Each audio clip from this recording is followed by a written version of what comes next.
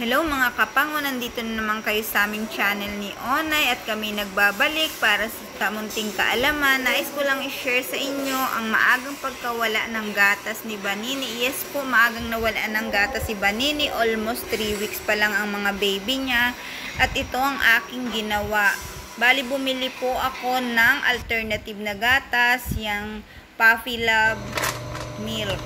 Bali, sinunod ko lang po kung ano yung direksyon sa label ng milk at pagkatapos ay ginamitan ko po siya ng syringe para unti-unting maibigay sa puppy.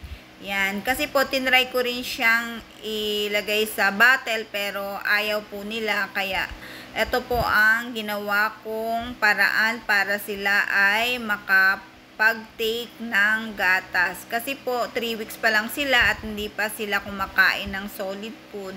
Ayan, ganyan po yung ginagawa ko.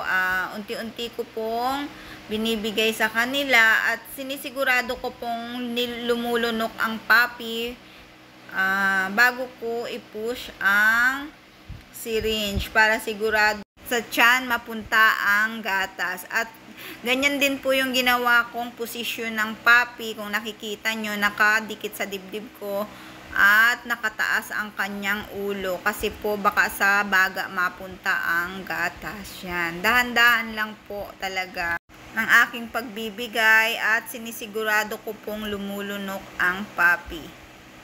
Ayun lang po yung ginawa ko at ayun, sa awa naman Diyos nakasurvive naman sila hanggang sa sila ay kumain ng